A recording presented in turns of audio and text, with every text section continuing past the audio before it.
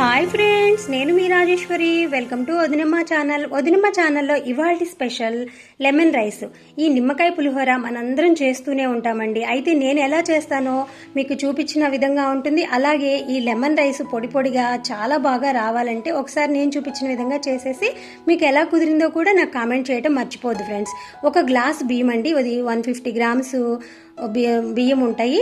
ఆ 150 గ్రామ్స్ బియ్యాన్ని నేను 2 సార్లు కడిగేసి శుభ్రంగా మళ్ళీ ఒక గ్లాసుకి 2 గ్లాసుల వాటర్ వేసేసి కుక్కర్లో ఉడకపెడుతున్నాను ఫ్రెండ్స్. కుక్కర్లో ఉడకపెట్టేటప్పుడు మీరు ఇలా 1 టీ స్పూను ఆయిల్ వేసి ఉడకపెట్టుకున్నట్లయితే మనకి అన్నం అనేది పొడి పొడిగా వస్తుందండి.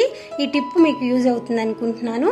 ఇప్పుడు ఆ రైస్ ఉడకపెట్టుకునే లోపు మనము ఒక 3 నిమ్మకాయలు తీసుకొని ఇలా లెమన్ జ్యూస్ని పిండి సిద్ధంగా ఉంచుకుందాము.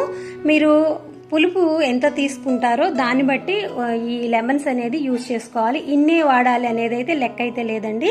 లెమన్ జ్యూస్ పిండేసిన తర్వాత కొంచెం ఉప్పు వేసి దాన్ని పక్కన పెట్టుకుందాము. ఇప్పుడు పోపుకి సిద్ధం చేసేసుకుందాం ఫ్రెండ్స్. మనకి అన్నం ఉడికి చల్లారే లోపు ఇవన్నీ సిద్ధం చేసేసుకున్నామంటే చిటికలో చేసేసుకోవచ్చండి పులిహోర.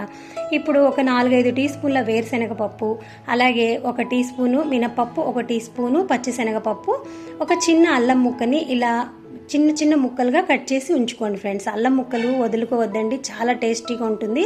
అల్లం ముక్కల్ని వేయండి, చాలా రుచిగా ఉంటుంది. అలాగే 1/2 టీ స్పూన్ ఆవాలు, 1/2 టీ స్పూన్ జీలకర్ర, కొంచెం పసుపు, ఒక 5-6 పచ్చిమిరపకాయల్ని ఇలా కట్ చేసి ఉంచుకోండి. మీకు పొడవుగా ఉన్న ఈ పచ్చిమిరపకాయలు అనుకుంటే ఇలా మధ్యలోకి కట్ చేసుకోవచ్చు. అలాగే ఒక ఎండుమిరపకాయ మీకు నచ్చినట్లయితే వేసుకోండి. కొంతమంది లైక్ చేస్తారు ఎండుమిరపకాయ వేయటం. అలాగే కరివేపాకు, కొత్తిమీర కూడా సిద్ధం చేసి ఉంచుకోండి. ఇప్పుడు మనకి అన్నం కూడా ఉడికిపోయిందండి. ఇలా ఒక ప్లేట్లోకి వేసుకొని రైస్ని చల్లార్చుకోండి ఫ్రెండ్స్.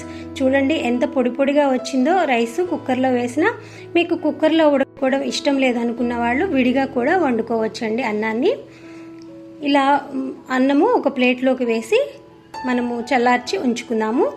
ఇప్పుడు అన్నం చల్లారిన తర్వాత బాండీ పెట్టేసుకొని స్టవ్ మీద ఒక బాండీ పెట్టి ఒక 4-5 టీ స్పూన్ల ఆయిల్ వేసుకోండి.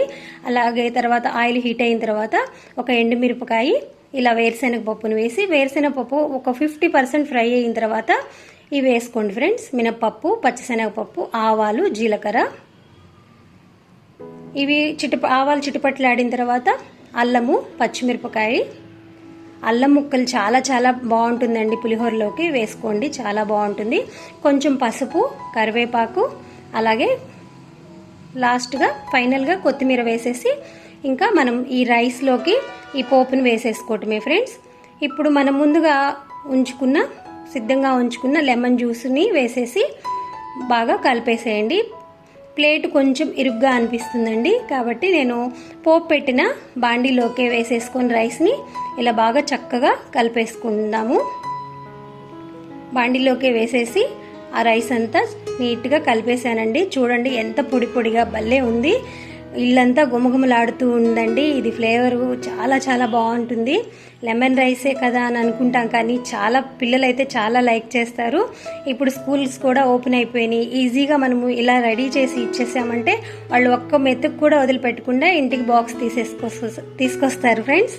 అంతే ఫ్రెండ్స్, ఎంతో టేస్టీ అయిన లెమన్ రైస్ రెడీ అయిపోయింది. మీరు ఒకసారి ఈ విధంగా ట్రై చేస్తారా? ట్రై చేసి మీకు ఎలా కుదిరిందో కామెంట్ చేయడం మర్చిపోవద్దు. అలాగే మన ఛానల్ని ఫస్ట్ టైం చూస్తున్నట్లయితే సబ్స్క్రైబ్ చేయడం అస్సలు మర్చిపోవద్దు ఫ్రెండ్స్. బాయ్ ఫ్రెండ్స్, మరొక వీడియోలో కలుసుకుందాం.